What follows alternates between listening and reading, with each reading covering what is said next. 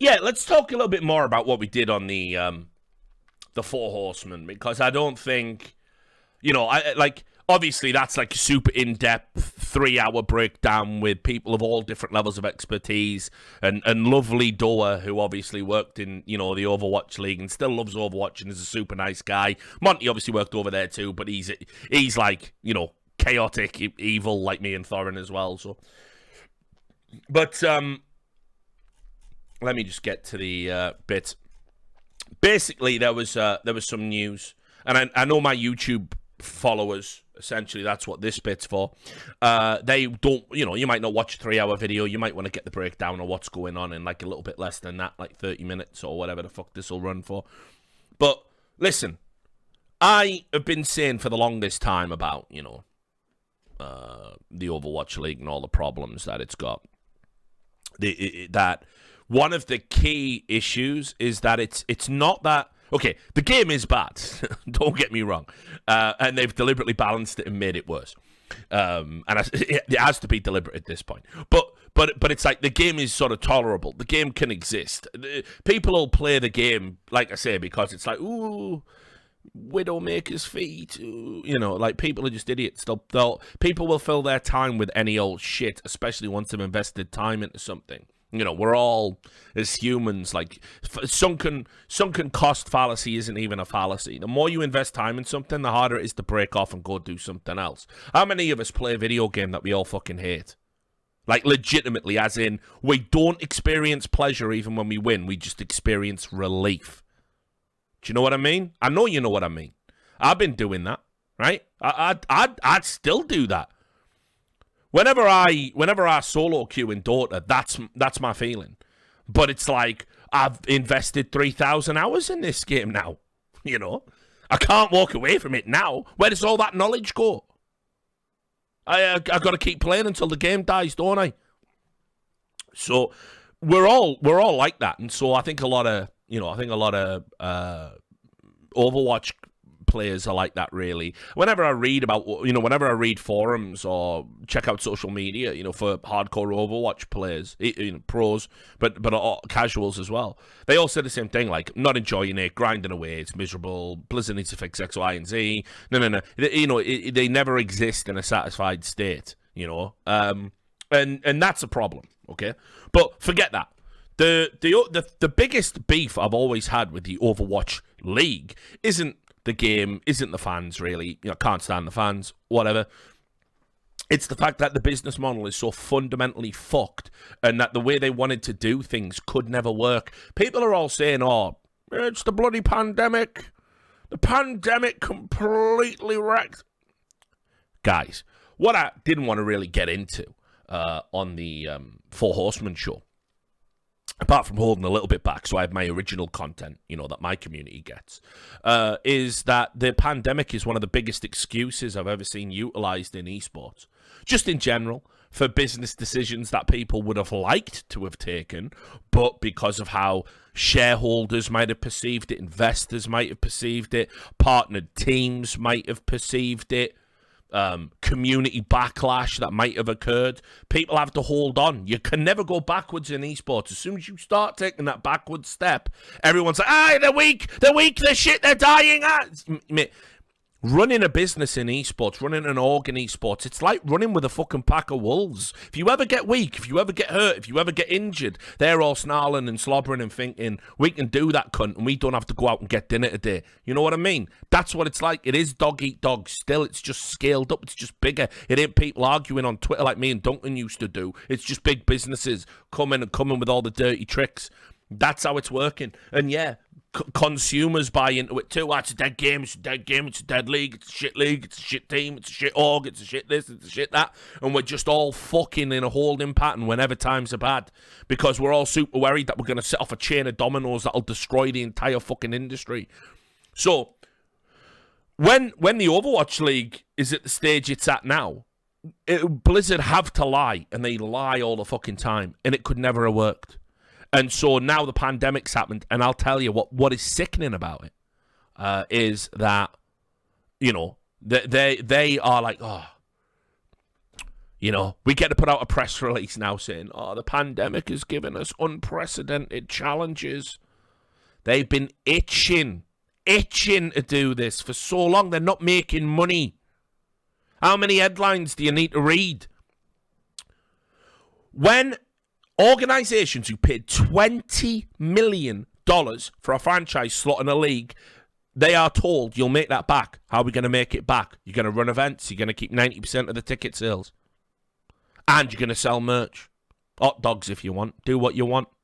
Right? Sorry, by the way, I am dripping with sweat. Like, these lights are unbelievable. I got 3 on now because ever since I went to 60 FPS, I had to get my spotlights in, or it just looked like I was constantly in the dark like a gremlin. So apologize. But anyway,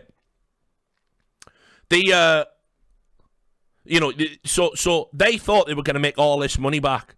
They thought they were going to make all this money back from that. And now, what is a pandemic? What? Blizzard told you had to own a stadium. You didn't get it done in time. Blizzard wanted to have, 14 home stands each. Then it was 40 in total, divided up. The teams that could do a good job and host more got more. You were already creating haves and have-nots. Then the pandemic comes in. What? You're doing none of it. You're doing none of it. You can't stick fucking 4,000 people in a room with each other right now. All it takes is one cunt with a sneeze, and that's that. Who wants that for a headline? 50 Overwatch fans dead because of COVID. Who wants that? Right? So, you can't do it. Safety has to come first. And so, there's no live events. Sorry, homies. It's all online. But wait, you said we were going to make all this money from doing the live events. Yeah, but how could we foresee the bloody pandemic? All right, can we have some of our money back then? This is actually true, by the way. This is all paraphrased. But basically, those people who'd invested and paid all that money asked, like, can we get some of our money back? Because the money we were going to get back, we aren't getting back now. And Activision Blizzard basically turned around and said, what we'll do is we'll help you get your PPP loans. So for those who don't know what that is, that was like, what was it, your fucking payment protection or bollocks. And it was basically the American government put a scheme in place that for businesses that were still going to run through the pandemic, but were going to have their business materially changed, you could apply and say, like, this is my payroll, this is how much I need to take out in a loan, right? And it was a super low interest loan that you didn't have to pay back until we were free and clear from the bullshit, and you could pay your payroll that. Now, there's esports orgs were going in for that. Overwatch League teams going in for that. By the way, I won't get into what I think about the ethics of that because, yeah, paycheck protection program, right? I won't get into what I think about that because I think that's for small businesses. I think that's for mom and pop stores. I don't even think Starbucks or shit should be getting that. Fuck you. You got a market monopoly. And now something bad has happened, and what you did you not save no money for the bad times? What you doing? We're due a fucking recession. Like, are you mad? They fucking manufacture them every 10 years because the monetary system is the biggest fucking criminal conspiracy ever perpetrated against mankind. But whatever. Won't get into that. Save that until after dark. But yeah, so I don't think it's there for big esports orgs that are fucking run by VC, venture capital groups who've got money to burn. I don't think it's for them. But what do I know? I'm just an esports journalist, remember. So anyway, that was Activision Blizzard's great solution to the, do we get any money back? Because the model completely can't happen now.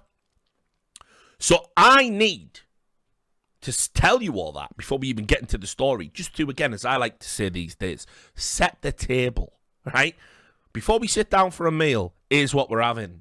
And so this story, when you know that, and I do know that, because no matter how much little Overwatch fans want to screech about it and say, Richard, making it up, he just has a hate boner for the league. If I was making this up, why am I right every time? You know what I mean? Why would I use up all my luck on this? Talking about your shit, you know, but that's what they do. I just get lucky. I'm never right. I'm just lucky. And so let's get to this story,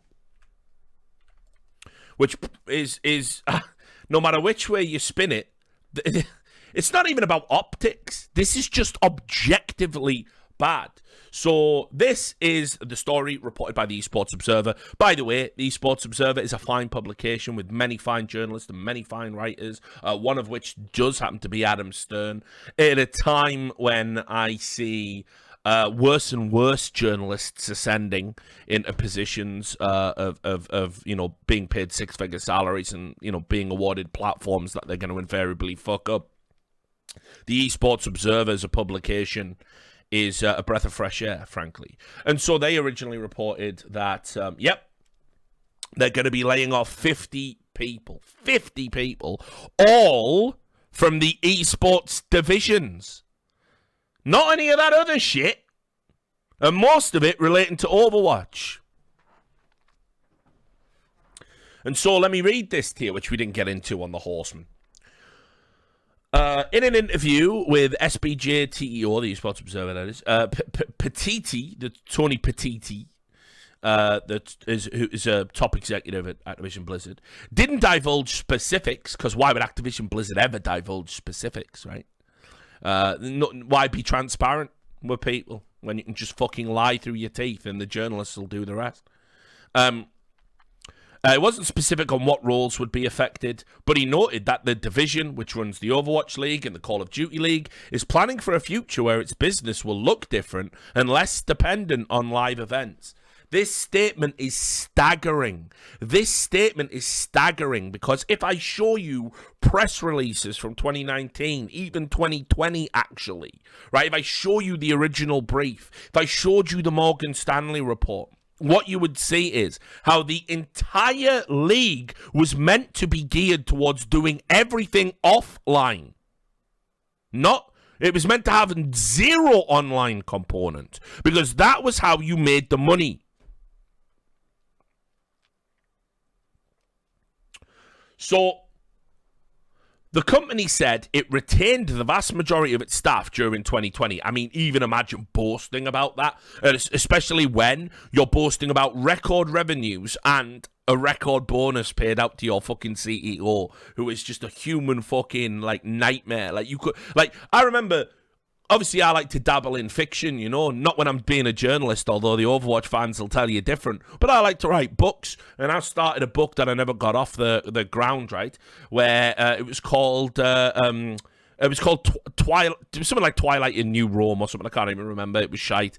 Anyway, I had a character in it called Fartsel Menst, right? Fartsel Menst. I even remember his name. And basically, it was sort of a disgusting, almost like, what they used to call a grotesquerie of a critique of capitalism. He was basically a CEO that ran a fucking trash company, right? And he couldn't get out of his office anymore because he was so fat. But it was all right, because every time he got sick, he'd just have a new heart put in. He had 50 livers, 20 hearts, just whatever he had to do. And he just lived in his fucking office the entire time, right? And Bobby Kotick is that. I don't ever have to publish that story now, because it's real. It won't be a satire by the time I finish it. So what's the point? Bobby Kotick, Fartsel Menst. Anyway. The company said it retained the vast majority of its staff during 2020, but is now having to implement change. Change. Such a nice, fluffy word, change. 50 people losing their jobs, in the middle of a global pandemic. It's change. Activision said, kind of like when you change from being alive to being dead. What happened to Mummy? She's just changed. She's just changed. Activision says it is informing those who are losing their jobs today and that they will receive proper severance packages. Ooh, the severance package. I suppose it's not a big deal, so we'll include that bit here. For those who didn't see it, the severance package, let me get you, because I know some of you didn't watch the show.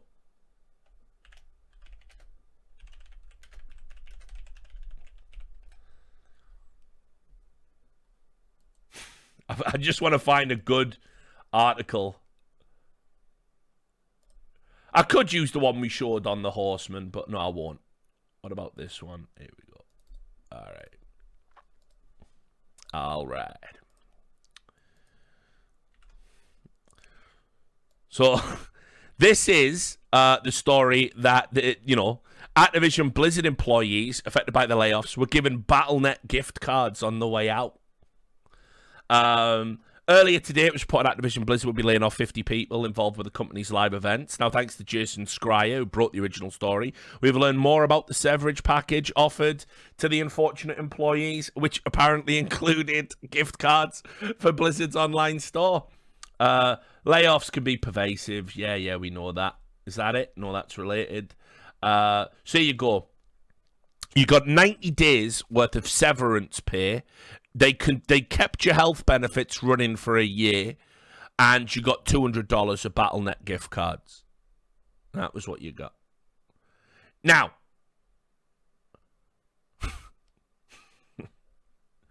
I'll just add, I'll try and be as balanced as I can.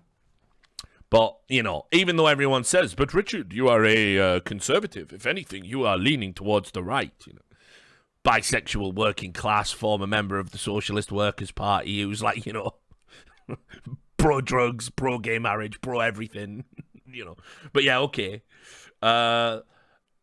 You must be a conservative capitalist. No.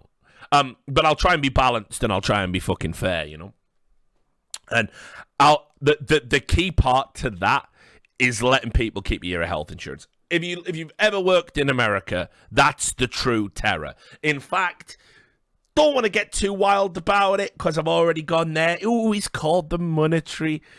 He's called the monetary system a crime and everything else. So I don't want to go too wild about it. But the way that they absolutely fuck you up in America and make you work jobs you hate is with the health insurance. It's why no one really wants to fix it. It is a way to keep you chained to your employer. You will never leave because you can't risk it because your family's covered too. It's not just you. It's not just if you get sick. America's a country where whatever company you work for, it's never as simple as walking away. They talk about the American dream and you can go have any job you want and your skills and it's a meritocracy and all that. The bottom line is, if you ever get sick and you don't have medical coverage, you choose between being bankrupt and homeless and alive or dead and you get to die at home. That's your choice. And so as a result of that, lots of people work jobs they hate indefinitely because they don't want to make that choice for themselves or their family. And one of the fundamental arguments about American capitalism is predicated on a lie. The idea that you can just, if you have the skills, you can just be upwardly mobile and apply. If you apply for a fucking job and you don't get it, and then your employer finds out and you get fired or you walk away from a job because you think you're going to get another job, and then something happens globally and now suddenly you have no health care. People live in terror. People are terrified of not having medical coverage. You get a little girl, they get sick, they get some freak childhood illness, and now suddenly I don't have the coverage to fucking pay the exorbitant medical bills, which are all ramped up because of middlemen insurance companies, because America thought that system's fine for some reason. So I will say it is actually, in that climate, a very positive gesture from any company, even though I find Activision Blizzard repulsive, find the layoffs repulsive. It's actually a very magnanimous gesture to say to people, you get to keep a year of coverage while you look for new work. 90-day severance is garbage, although not atypical. It's 3 months. But the $200 gift card is the tone-deaf slap in the face. Because as we might get to in a bit, Bobby Kotick got a $200 million bonus for raising the share price to over $100 per share from 52 or whatever it was. And when that number 200 is being floated around, from the fucking greasy face of corporate greed that Bobby Kotick is, and you then go, hey, but don't worry, here's $200 worth of gift cards. which you give back to us immediately, which we'll then be using in the next quarterly financial. Oh, yes, we had an influx of gift card spending. Didn't you lay off all your staff and give them gift cards? Right? It's just a fucking slap in the face. It's a slap in the face after headlines. You know, how Activision Blizzard staff members couldn't afford to eat in the canteen. They had to choose. You know? It's absolutely outrageous. So, you know, it would have been better without the $200 gift cards. It's one of those things where sometimes not all gifts are appropriate. You know, not all gifts are appropriate. I was going to use an example there that I won't. Staff's in the chat. So, you can think about it. You can think of one. But anyway, so there was that. Now back to the layoffs. Kotick made it clear that Activision Blizzard Entertainment isn't moving 100% away from live events, and on the contrary, will look to get back to them to some extent when possible. Now, that, as Duncan pointed out earlier, you know, we're not getting 100% away from events, and we are looking to get back to some events on the you know. So it's like, well, what does this even mean? It's purposefully vague. It's purposefully vague. What they're saying is we're getting rid of events for now, and we're going to wait and see what the lay of the land is. We're going to wait and see what Overwatch 2 does. There's no plan. There's never been a real plan with the Overwatch League. There just never has been. However, Overwatch League and CDL have changed the concepts of their league during the pandemic from live in-person home and away events that compared to stick and ball leagues and to now running entirely online. It's possible that online-only play could make up a significant, though not entire, part of OWL and CDL schedules long into the future. He acknowledged the cuts are due to a mixture of needing to cut costs and also to reallocate certain resources to other areas. We learned a lot last year. I love it. They always learn. Activision Blizzard always learn, except they never learn. Except people told them up front, don't do this. People told you HOTS is too late to the party. People told you, you know, StarCraft needs like region locking and a bunch of other stuff. But, you know, you learn after you've fucked it up. That's what you do. You like Activision Blizzard are the kid just burning their hand on the fucking hob over and over again. Did you learn that time? Did you learn that one? Yeah, definitely did. Definitely did. We've learned a lot. It's hot still. Yeah, it's still on. You know? We learned a lot last year in terms of how the league can be structured for online play, and we'll look to carry forward the best practices from that, said Kotick. In terms of timing, it's a reaction to the reality of how the leagues are playing and what resources we need to allocate the best to serve the league, the owners, the teams, and fans. Well, let's also be clear. This does not serve the owners in any way. This is a betrayal of all the promises you made to those owners and their money. Now, over in CDL, where things have worked out a lot better, they're probably less upset. In Overwatch, the core conceit was that you were going to have these homestand events, and that's where people were going to make the money. That was the whole plan by year 3. And now we go into year 4. It's not going to happen, and you're coming out publicly and going, yeah, we laid everyone off that we thought we needed to make that happen. 50 jobs just disappeared into the ether. Sorry about that. My pandemic. They would have done it anyway. The league would have still been failing by now, by the way. Does anyone think if they'd done the homestand model now? Like, imagine there's no pandemic, right?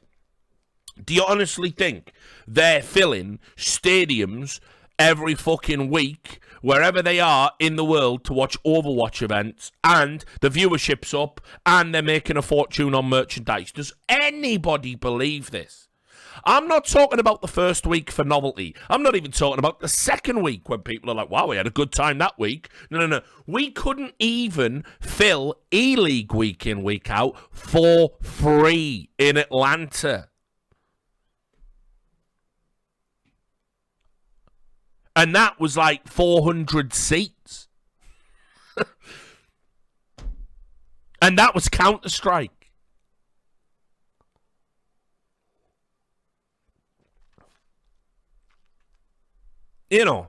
What are you talking about? It wouldn't have been succeeding right now. And Activision Blizzard, as I said, the sad, cynical part of this, and it's true, because you see teams like LA Valiant, we're LA Shanghai now. What do you even mean?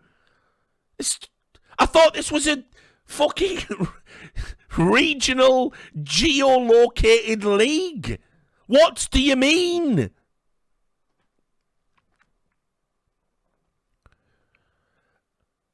And it's absurd. And so anyway, they're saying, like, it's with great, it's just sad that we're having to scale it. They are so relieved. They are so relieved. This is going to save them a fortune. It might even extend the lifespan of the league by a year, 2 years. That's all it's about. It's all it's about. Nobody in Activision Blizzard, by the way, believes this league has succeeded. No one. Back before everyone got fired. I used to talk to even more people than I do now. And, the confidence is it's through the floor. Everyone knows it's a fucking failure. Everybody knows it's a failure. What are you doing? And then, just listen to this, right? Petiti, who directly reports to Activision CEO Bobby Kotick. So there you go. I mean, if you ever wonder why this motherfucker's got shit just tumbling out of his fucking mouth, that he has to, bless him. If you don't upset Bobby, no, you don't upset Bobby. Bobby gets what Bobby wants, right? He noted that there were discussions about how to best structure the league even before he started. The decision took time in part because you never take anything like this lightly. These are our colleagues and something you spend a lot of time on, thinking about making the best decisions you can make, said man responsible for terrible decisions. He indicated he remained bullish on seeing growth for both CDL and OWL, the latter of which starts its 2021 season next month, but has had a harder time gaining foothold in North America than CDL. He pointed to 100 Thieves entering CDL this off-season, Optic Gaming newly rebranding the Chicago CDL franchise, and OWL creating an East circuit for this season, with teams based in Asia as among the positive developments during the off-season. The company and the team are really optimistic we've got something here, and we can continue to grow. There's nothing but optimism. I mean, by the way, if there's nothing but optimism, you guys are in a fucking hippie commune, not a serious fucking business. So I know you're lying. I know you're lying, because you are printing motherfucking money like it's going out of fashion over there. If it's nothing but optimism, you're all morons, aren't you? There has to be at least one pessimist at the fucking party. There's nothing but optimism, and a sense of growth is going to be achieved. Well, listen. Why, after 3 years of shrinkage, where still to this day your most successful non-finals league day was the opening day of your product, and you have continually lost viewership, and continually had to lie about the viewership, and continually had to attribute, but in China, you wouldn't believe it. Beep boop, I am a robot. Like, holy shit, you people are crazy.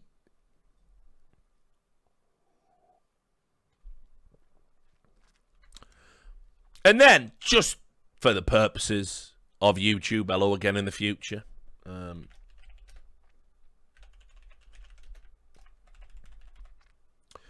Why the fuck not?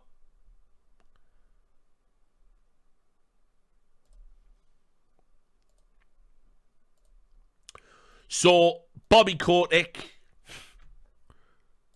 he's got to get his. Bobby Kotick, bless him. Real rags to riches story with Bobby. He needed this money. I mean, like I said, Bobby Kotick it's almost like a parody of why people hate businessmen and corporate CEOs. I mean, just dead inside, isn't he? and there's just something like, you look too long in those eyes, it makes you dead inside as well. Investment, right? So he got a $200 million dollar bonus. So here's some more layoffs. Keep in mind, last year they announced record revenues and laid off like a third of their workers. Again, because they just at this point, I don't even think it's that they don't understand PR. It's just they don't care. They know PR is incidental when it comes to share price, and this company only cares about share price. That's it. Bobby Kotick only wants to make decisions that is going to raise the share price, not make good games, not make good products, not make good esports league. None of that moves the dial. The bottom line is, right, can we put freemium models in it? Is it on mobile? Can we make it pay to win? Can we put in algorithms that will make people spend more money? They do all these things. And all these things generate value and generate money and generate revenue, and that generates share price. Because then people are like, well, I could definitely buy shares in Activision Blizzard that are going to go up because that business is only going to go up and it's only going to make more money. That's what it's all about. The Overwatch League failing will not reduce share price. It might dip temporarily the week all the headlines come out and video of overweight Misfits fan tap dancing until his legs break. Yeah, that's me, right? Yeah, all of that will be bad, but then after a week, share price goes right back up. You know, it's you don't understand. These things don't move the dial. Cyberpunk. Think about the disaster that was for fucking, CD Projekt Red, right? Think about that. And their share price is bouncing back. And that game's shit. I still haven't even fucking played it. I don't even know if I can. I don't even want to know. I can't be asked. It was a waste of money. It was some of the most unoptimized garbage. You know what I mean? And, whatever. We lied to the public, surrendered all of our goodwill that we built up with the public, generated non-stop controversy because games journalists are fucking ill, and it turns out that the controversy should have just been about how bad the fucking game was. Couldn't know. Here's some things. Ooh, here's some artwork in the game we don't like. Non-stop share price bouncing back. It's all about nickels and dimes. None of it matters, and they know that. That grinning fucking malevolent face knows that. And so every decision they make, yep, we are going to have a Call of Duty every year. Isn't that bad for esports? Probably. We'll just make you play the new version, though. Ho, ho, ho, ho. People are outraged. Can we have an anti-cheat? Oh, no, we don't. Ho, ho, ho, ho. That doesn't affect share price, you silly little plebeian. And on he goes, and that's life. Deal with it now. You keep buying the games, fuckos. I watched that BlizzCon line. When what's his face with a fucking long hair, Mr. fucking China apologist who come out and said, we live to serve you, because he thought he was on the Chinese stream instead of addressing me. That guy, the one who fucking couldn't even say Blitzchung's name. I watched it. And I watched all of you little fucking idiots get excited about another deluge of shit, another deluge of empty promises. Hey everyone, we're rebooting Diablo 2. I love Diablo 2. It was one of my favourite games. Surely nostalgia hasn't warped my memory. Surely this reboot will be amazing. Surely this remaster will be the best thing I've ever seen. Surely. It's like Warcraft 3 Reloaded never fucking happened, mate. You people can't be helped. Their share price goes up because you buy the games. You buy the games. I don't. Although I did play Shadowlands because evidently I am a hypocrite after all. I only did it to see the blue people. All right, we're all in it together then. I'm an arsehole like you. But there's more of you than me. And at least I know it.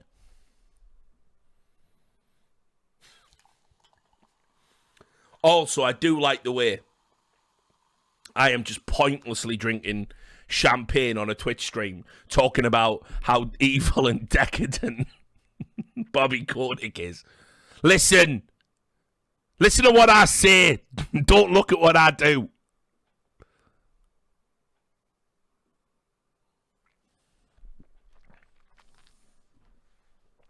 So, back to the point.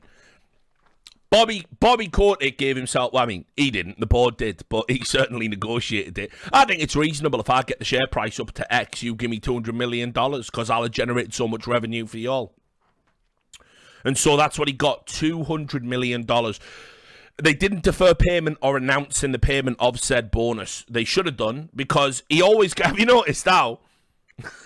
Again, I'm gonna be one of them hypocrites again, aren't I? But have you ever noticed, right? I remember reading Chomsky back in the days when I was a real fucking lefty, you know.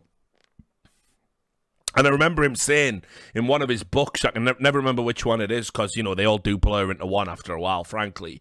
But I remember him saying, you can look at a country and see all the new billionaires generated at the top and all the debt at the bottom, and the numbers will approximate.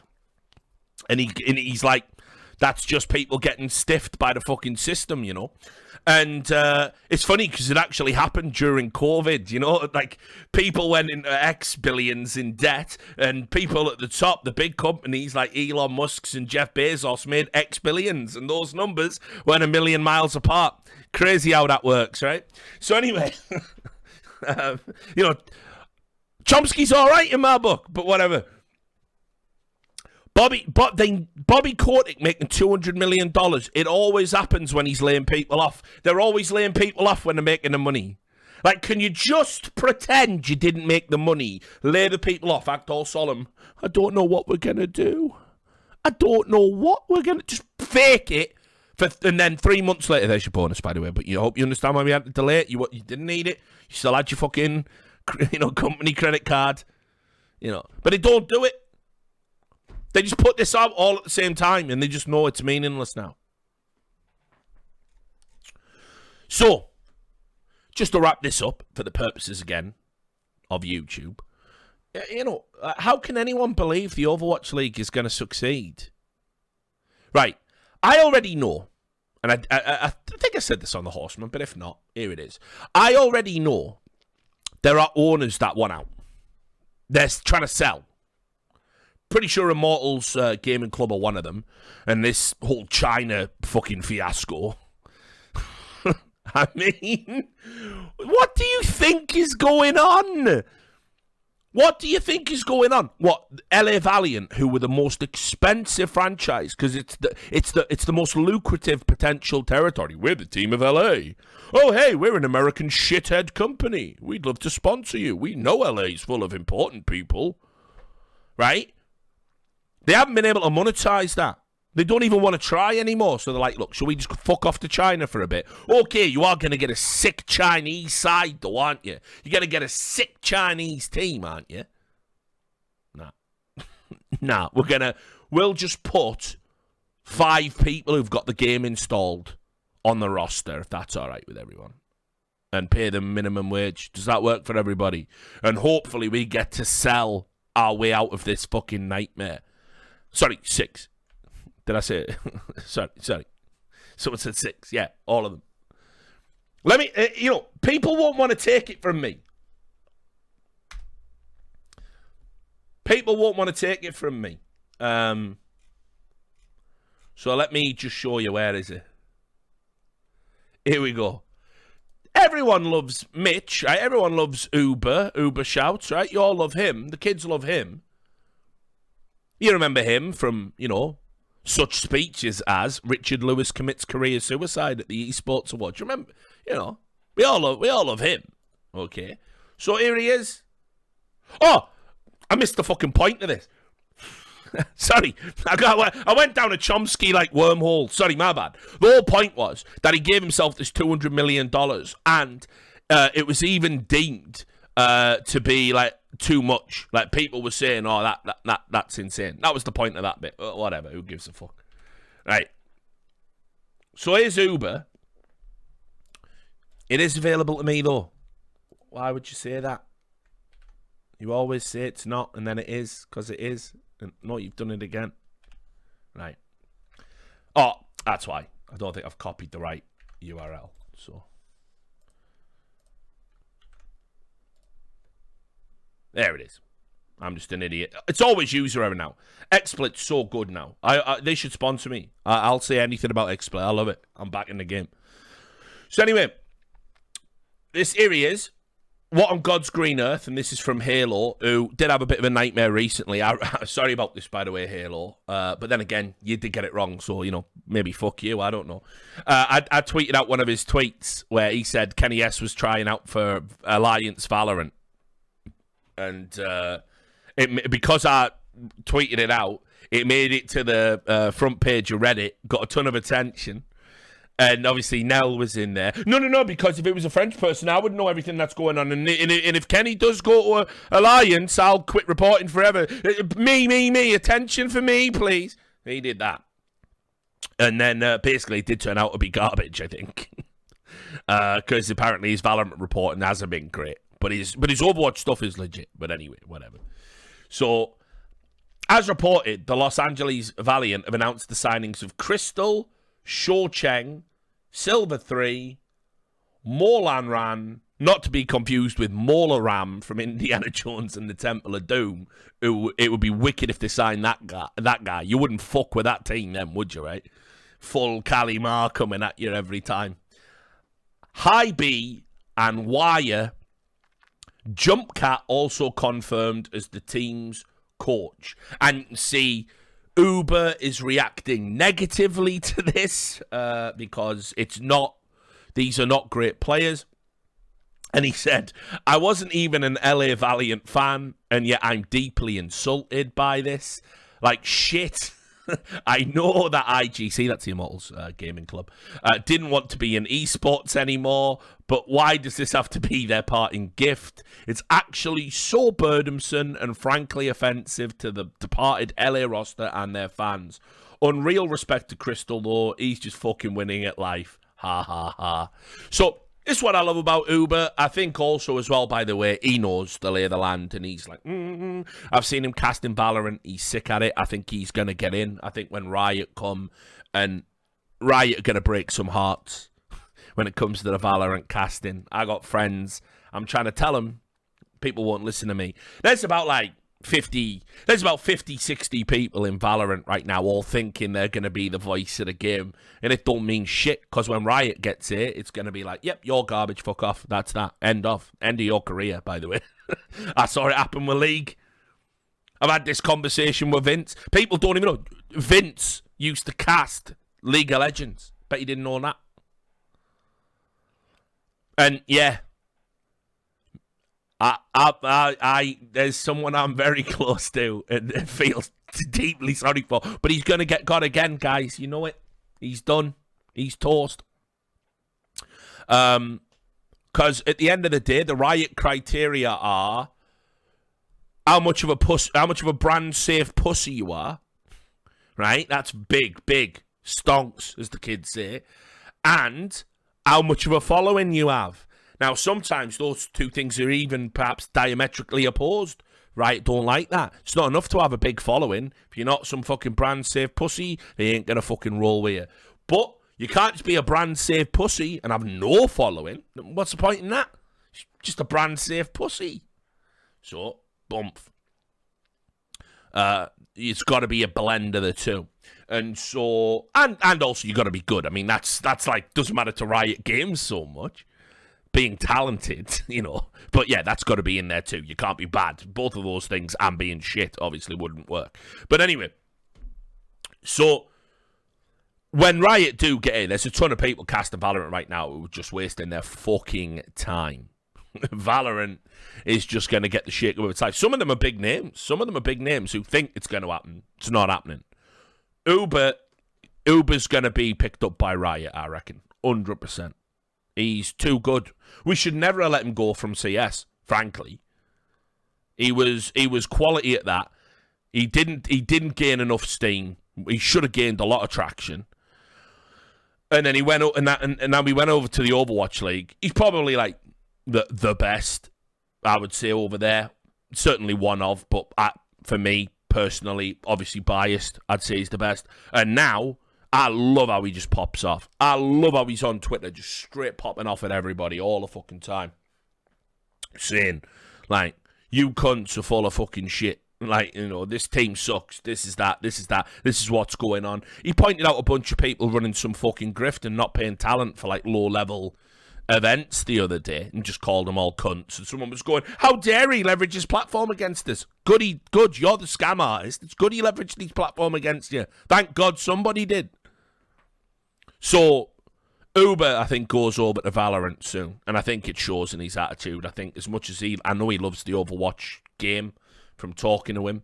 I know he loves working in the OWL. I think not only will Riot welcome him with open arms because how good he is, and somehow he's managed to never go past. He's not a pussy, but he is still brand safe, and also he has a decent following, and he's got talent, and he can work with anybody. So yeah, he's got a bright future in Valorant as far as I'm concerned. So, don't take it from me. Take it from your boy. Right? There's a ton of orgs that want to sell up. They're done with it. You only had a franchise in the first place because I thought I was going to sell shirts to morons. Maybe I'll be Tracer. Those people. They're going to pay $70 for a fucking Dallas Fuel t-shirt. Right? They thought there was going to be hundreds and thousands of those cunts coming to events week in, week out. You don't even have hundreds of thousands of people watching the games. So how can that be a reality?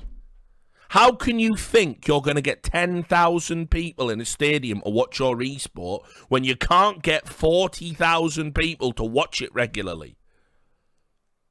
That's worldwide.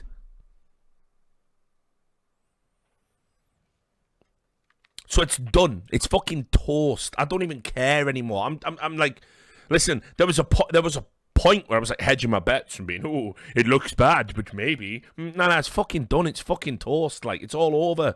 It's like literally, it's the last couple of. It's terminal and it's in its last couple of years.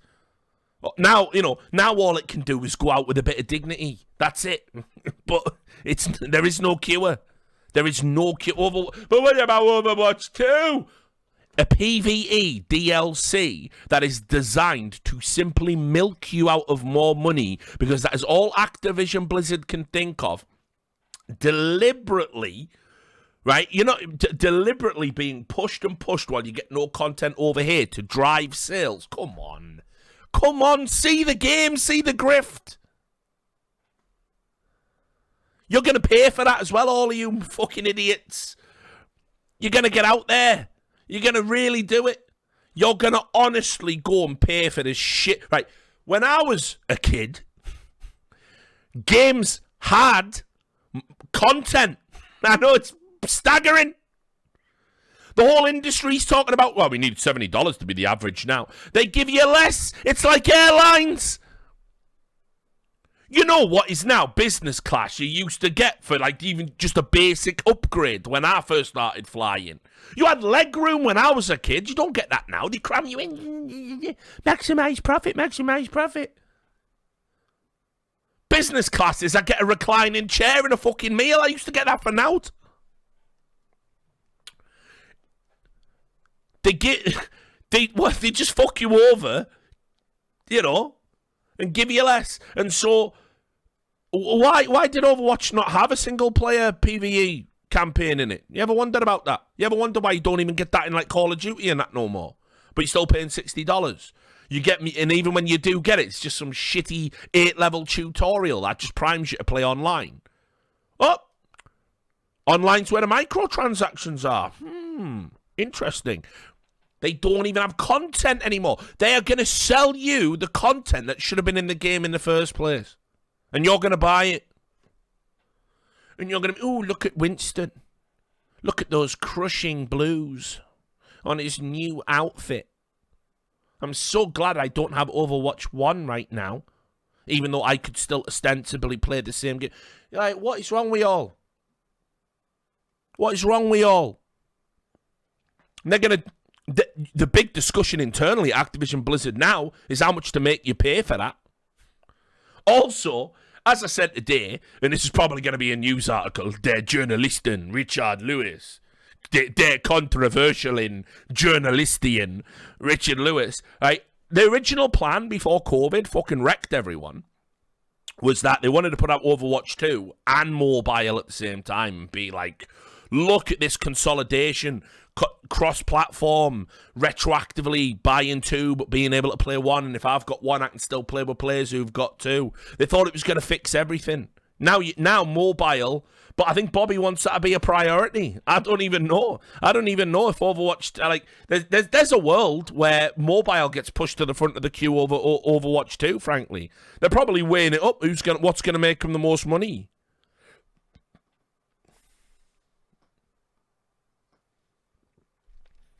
And trust me, the people I got that from, they're involved directly in that shit. You know, it's all Activision Blizzard sources. It's not just shit I'm pulling out my ass.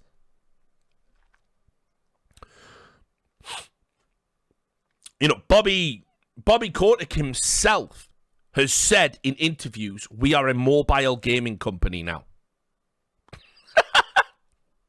Blizzard! Activision! Just, you know, piss on my dreams. Here's Diablo. Haven't you got phones? Fuck you. Mental. So don't tell me this league's fixed. Don't tell me any of this is fixed. You know, if you're a true Overwatch fan, i.e. you're emotionally disturbed and jerk it to cartoons, if you're a true Overwatch fan, you'll still have the game to some extent.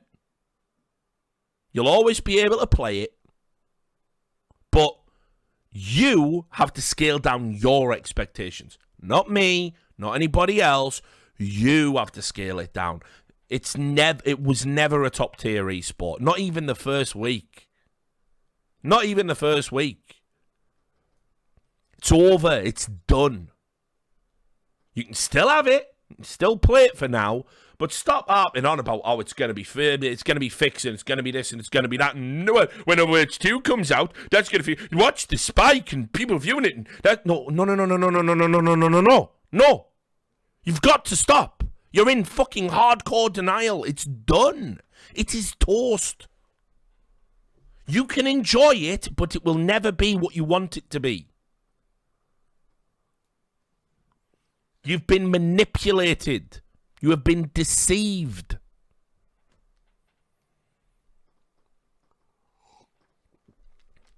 So,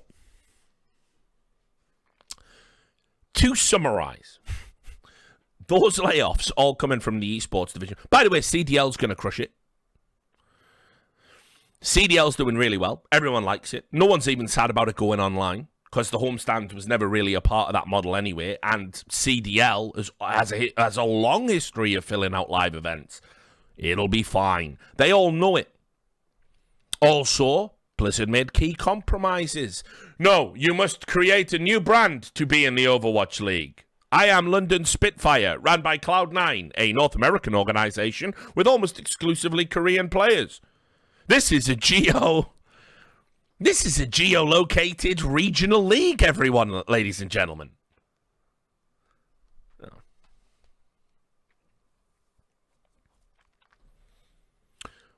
They literally stood firm and said, like, nah, you gotta make your own brands, even in COD. Imagine that. And then they acquiesced. And so as a result, you've still got Optic, you've still got FaZe, a little bit different to what you know, but, you know, assigned to a city, you still got the brand, you still got the personalities, you still got the players. CDL succeeded. Overwatch League didn't. Overwatch League is going to fail and go the way of the dinosaur and be a dirty little secret. It's going to be thrown into the same cellar. If you've ever read Born of Man, if you like Richard Matheson, you know what I'm talking about. It's going to be thrown in the same cellar with fucking Heroes of the Storm, and it's just 2 buckets of fish heads go down there instead of 1 now. That's that.